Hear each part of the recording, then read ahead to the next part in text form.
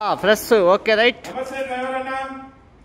ఈరోజు తిరుపతి జిల్లాలో డ్రైవర్ల చైతన్య సభ అలాగే నూతన కమిటీ ఏర్పాటు చాలా ఘనంగా విజయవంతంగా జరిగింది. మళ్ళీ ఇక్కడికి వచ్చిన ప్రతి డ్రైవర్ అన్నకి పాదాభివందనం తెలియజేసుకుంటున్నాను, ధన్యవాదాలు తెలియజేసుకుంటున్నాను.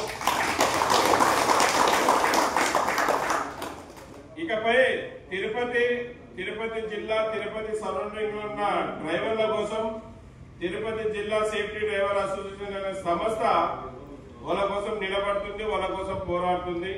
అలాగే ఈ వీడియో ముఖాంతర వీడియో చూసే 10 డ్రైవర్లకి ఇక్కడ ఉన్న డ్రైవర్లకి ఒక విషయం చెప్తున్నాను. గతంలో తిరుపతికి వెళ్లి ధర్నా అలాగే ధర్నా నిరసన కార్యక్రమం చేయడం జరిగింది.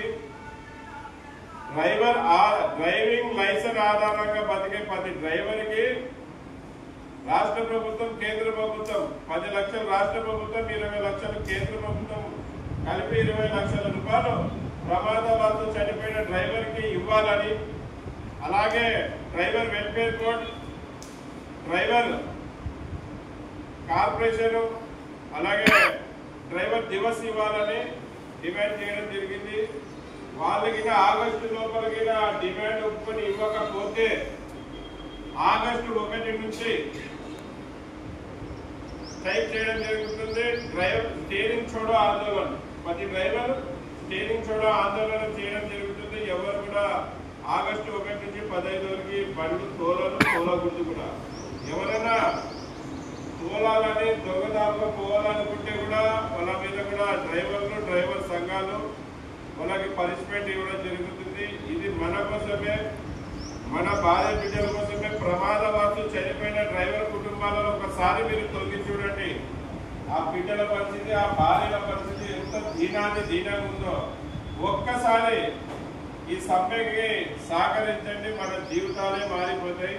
ఇకపై మీరు యూనియన్ల దగ్గరికి, సమస్యల దగ్గరికి రావాల్సిన అవసరం లేదు. ఈ డిమాండ్ ప్రభుత్వం మీద ఒప్పుకుంటే మీకు యూనియన్లతో అవసరం లేదు. యూనియన్లతో ఎప్పుడు అవసరం వస్తుంది? ఎవరన్నా మిమ్మల్ని ఇబ్బంది పెట్టినప్పుడే మీరు సమస్యల దగ్గరికి, యూనియన్ల దగ్గరికి రావాల్సిందే. కానీ ఇక వేరే పనే లేదు, యూనియన్తో పనే లేదు.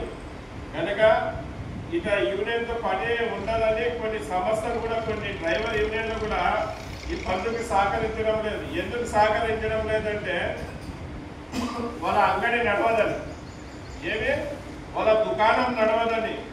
వీళ్ళకి driver welfare code, driver corporation, Rashtriya driver Divas అనేక డిమాండ్లు కూడా కేంద్ర ప్రభుత్వం ఒప్పుకొని డ్రైవర్లకు ఇచ్చేస్తే మేము మా యూనియన్ ఏమైపోతుంది? మా యూనియన్ దగ్గరికి ఆ డ్రైవర్ వస్తాడు, ఇంకా ఎవరు రాడు. నేను ఒక్కనే ఉండాలా, మా కంపెనీ ఒక్కటే ఉండాలనే చెడ్డ ఉద్దేశంతో ఈ బంద్కి సపోర్ట్ చేయడం. బంద్ చేస్తే ప్రభుత్వం, కేంద్ర ప్రభుత్వం దిగొచ్చి మా డిమాండ్ ఒప్పుకుంటాయని కదా మనం బంద్ చేస్తున్నాం.